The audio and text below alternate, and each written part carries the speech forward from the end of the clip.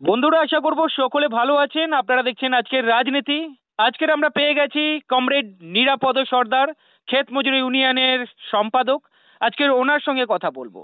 আপনারা জানেন বিজেপি তৃণমূলের বিরুদ্ধে অক্লান্ত আন্দোলন করছেন, এবং আপনারা জানেন খেটে খাওয়া মানুষের জন্য কিভাবে আন্দোলনের রাস্তায় রয়েছে এই নিরাপদ সর্দার। এনার সঙ্গে আজকে কথা বলবো। স্যার নমস্কার আপনাকে আমাদের চ্যানেলে। হ্যাঁ, নমস্কার। স্যার, আপনি নিশ্চয়ই শুনেছেন দীঘাতে পুরীর আদতে জগন্নাথ মন্দির তৈরি হচ্ছে। আপনার আমার করের টাকায় এই জগন্নাথ মন্দির কিভাবে দেখছেন?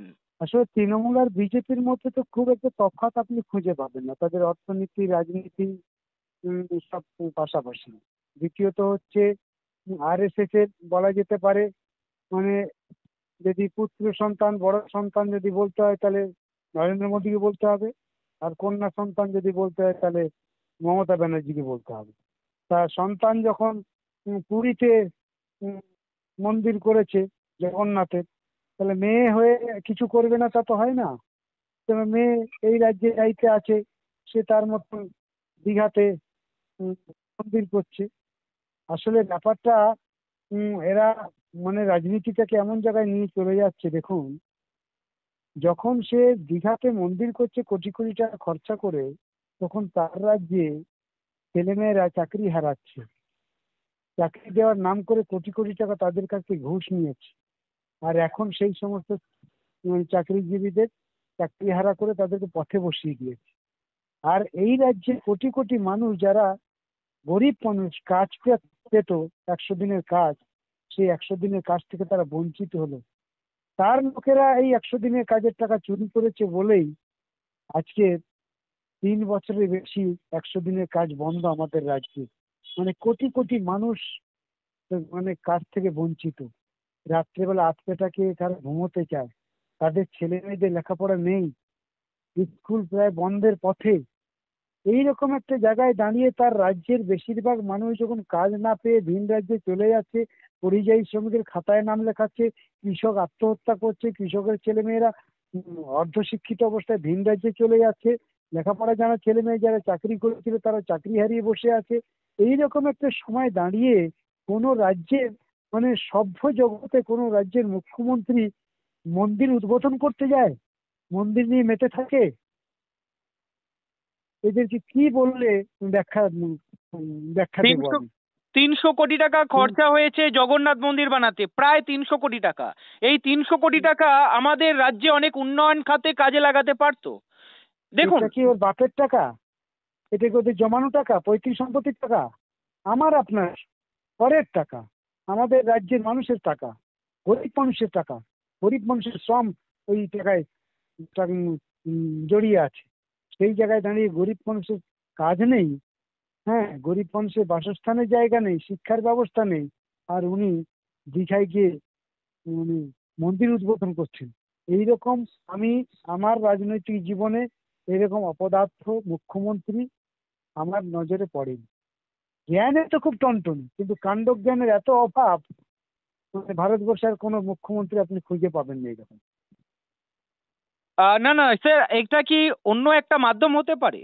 এই মন্দির তো তৈরি করছে, আদতে কি হিন্দু ভোট টানার একটা কৌশল? 2024-এ ভোট রয়েছে।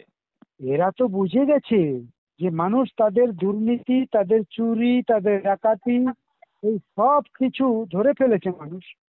সুতরাং মানুষ যখন তাদের কাছ থেকে সরে যাচ্ছে, ফলে তাদেরকেও তো ধরতে হবে, ঘুরে দাঁড়ানোর চেষ্টা করতে হবে। একমাত্র রাস্তা তাদের ধর্ম। ধর্ম আর রাজনীতি একসঙ্গে মিলেমিশে যেতে হবে। মানে মানুষকে যখন পায় না, মানুষ যখন তাদের কাছে সরে যায়, তখন ধর্মই তাদের কাছে একমাত্র অবলম্বন হয়। ধর্মের অজুহাত দিয়ে মানুষের মনে যদি আঘাত করতে পারি, তাহলে তারা আমার পক্ষে থাকবে। ফলে তারা সেই আশায় আছে। তবে পশ্চিমবঙ্গে আমি বিশ্বাস করি না। পশ্চিমবঙ্গের মানুষ এত বোকা। পশ্চিমবঙ্গের মানুষ বারে বারে তারা পরীক্ষায় উত্তীর্ণ হয়েছে, বিজেপিকেও বুঝিয়ে দিয়েছে ধর্ম নিয়েও মানুষ সবসময় মেতে থাকে না। ওরা মনে করে ধর্মের মিছিলে যেহেতু মানুষ আসছে, সব মানুষ তাদের, মন্দিরে যাচ্ছে মানে সব মানুষ তাদের। আমরা তো মনে করি না। পশ্চিমবঙ্গের অন্তত রাজনীতি সে জায়গাতে নেই। সেই জন্য পশ্চিমবঙ্গের মানুষের যেভাবেই তারা প্রত্যাশা করুক না কেন, পশ্চিমবঙ্গের মানুষ কিন্তু আস্তে আস্তে ওদের কাছ থেকে সরে যাচ্ছে বলেই তারা একটা অক্সিজেন পাওয়ার জন্য এই সমস্ত মন্দির মসজিদ আর ধর্মের দিকে এগিয়ে যাচ্ছে। আচ্ছা স্যার, আমি এখানেই একটা প্রশ্ন করব। এই মন্দির বা ধর্ম নিয়ে রাজনীতি করে কিন্তু ভোটে জিতে আসছে। আপনারা কি ভুল করেছিলেন? শিল্পের উন্নয়ন করে, এই যে আইটি হাব তৈরি করে, সেক্টর 5 তৈরি করে, এই এত ব্রিজ তৈরি করে, তাপবিদ্যুৎ কেন্দ্র তৈরি করে, এর বদলে আপনারাও তো মন্দির তৈরি করতে পারতেন, তাহলে ভোটে জিতে যেতেন। সেটা আমরাই তো ঠিক করেছিলাম। এটাই তো, সমাজটা এগোবে, আধুনিক হবে, প্রযুক্তি এগোবে, হ্যাঁ, আর মানুষ পিছন দিকে যাবে তা তো হয় না। তাহলে সমাজটা যখন এগোয় তখন মানুষের কর্মসংস্থানের প্রয়োজন হয়। মানুষ কিভাবে বাঁচবে তার জন্য বিকল্প কি আছে?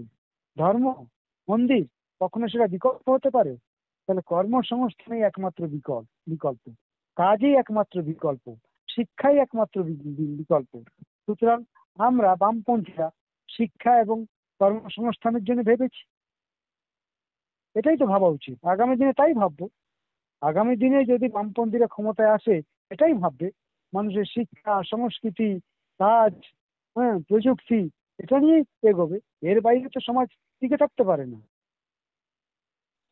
আমরা দেখছি মুর্শিদাবাদে কি হচ্ছে। অনেক মানুষ ঘর ছাড়া। আজকের বড় বাজারে দেখলাম একটা হোটেলে আগুন লেগেছে, 15 জন মারা গেছে। আপনাদের প্রতিনিধি দল ওখানে গিয়েছে। আমরা দেখলাম সুজন চক্রবর্তী থেকে কল্লোল দা থেকে অনেকেই গিয়েছিলেন, শ্রীদীপ দা থেকে অনেকেই গিয়েছিলেন, কিন্তু তৃণমূলের এত নেতা থাকতে একটা নেতাকেও দেখা পাওয়া গেল না। আরে তারা থাকবে কি করে এখানে? তারা তো এখন জগন্নাথের মাথায় মাথা ঠোকাচ্ছে। হ্যাঁ, তারা তো এখন চলে যান, আপনি খোঁজ নিন।